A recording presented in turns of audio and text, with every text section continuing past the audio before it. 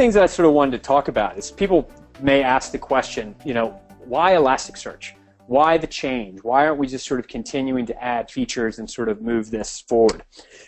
And as we were thinking about sort of how do we message Nuix's evolution from, our current architecture into our future architecture, right now we're basically on that pivot point.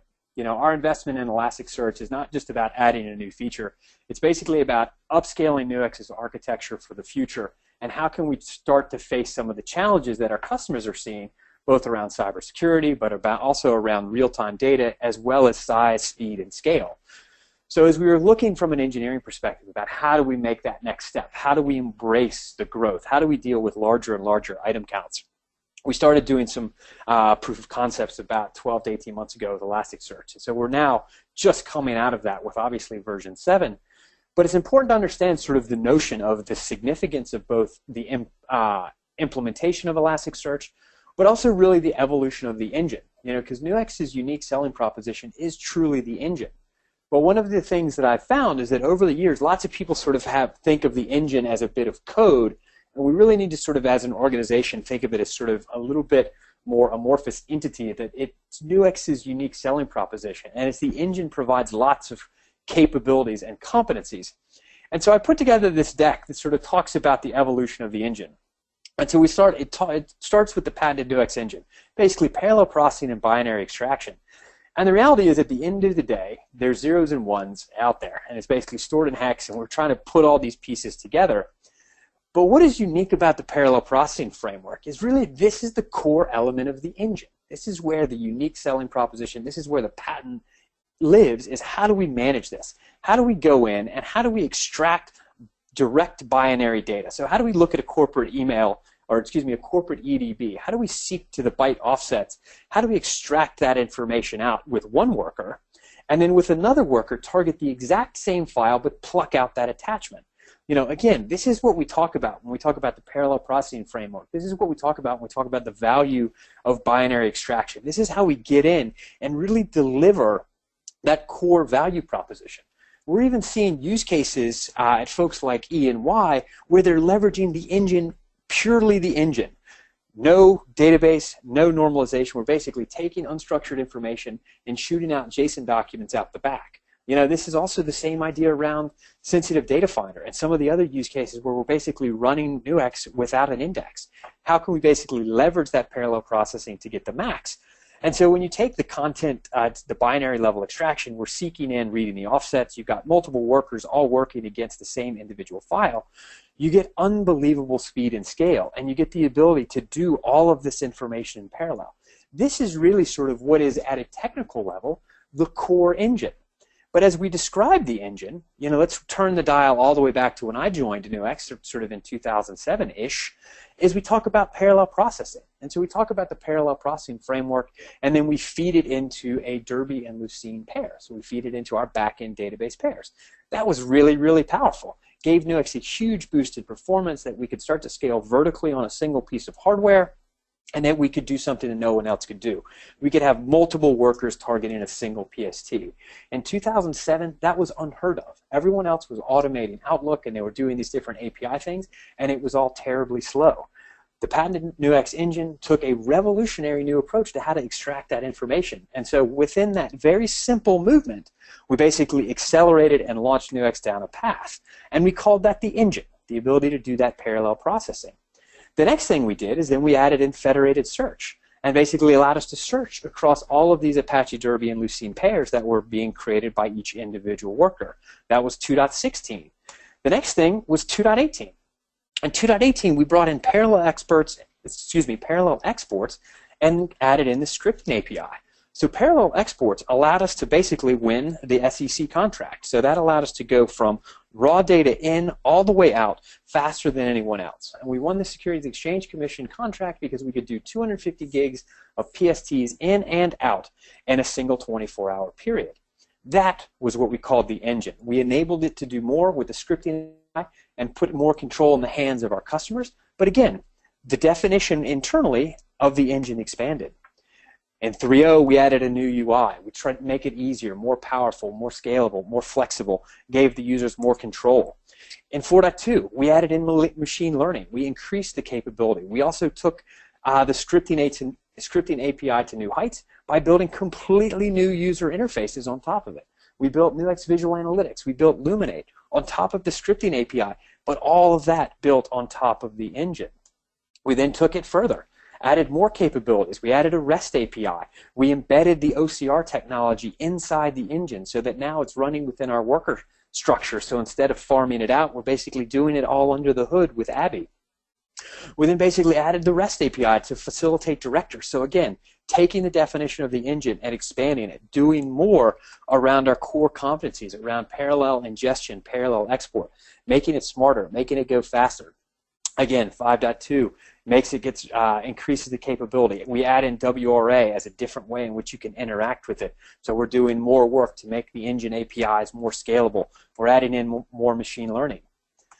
With 6.0, we did something that was totally new and different, and this was very much on the backs of a lot of the work that we did for the Intelligent Migration Business Unit, and that organizations didn't want an index. What they wanted was to be able to take the power of the parallel processing framework and flatten all of that information, in this case it was email, and basically just shoot raw emails out the other side. So take container files out of things like Email Extender and Enterprise Vault, aggregate that information together using the engine in a massively horizontal and scalable fashion, and then basically rocket individual emails out the other side. So again, that's this bit down at the bottom, engine worker side scripting. So basically decoupling the engine from the index. Huge leap forward for what the capabilities of the engine are. We also, in the same breath, added in Linux and Mac distributions. So again, Nuix is getting wider. We can now run on different platforms.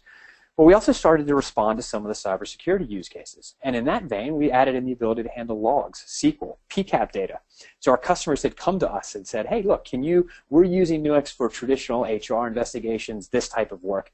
What we need you to do is we need you to be able to embed and help our incident responders, be able to help us with cybersecurity investigations. So we need to get that 360-degree view of data. So we added in logs, we added in relational database information, we added in PCAP data. And again, all of this is being fed into the engine, made searchable and the ability to run analytics against it through things like Director, NVA Luminate, Workbench, etc. With 6.2, taking that notion of the engine and pushing it further out. So we'd already proven that we could scale vertically on a given piece of hardware to max that out. I think the biggest number of workers I've ever sort of heard run on a given machine, I think it was like 64. This was a financial services organization out of the UK. And they basically crushed through massive volumes. So on a single piece of hardware, we proved that the Nuix engine could scale vertically to maximize those resources. That next evolution was with remote workers. How could we start to fan out and basically scale horizontally? One of the initial drivers of the remote workers for 6.2 was how could we fan out and take better advantage of single item activities, so things like OCR and things like tiffing, etc. But one of the things that you couldn't really do well with remote workers was load data. The reason why you couldn't load data very effectively with 6.2 is because you ran into what we call index proliferation. And so that has to do with every single worker, when it's writing data or when it's processing data, is writing to its own Apache Derby and Lucene pair. It's incredibly efficient, so sort of all the way back to 2.14, massive parallel processing. As many workers wide as you go, we're creating that many Derby databases, and you have absolutely zero bottleneck for processing.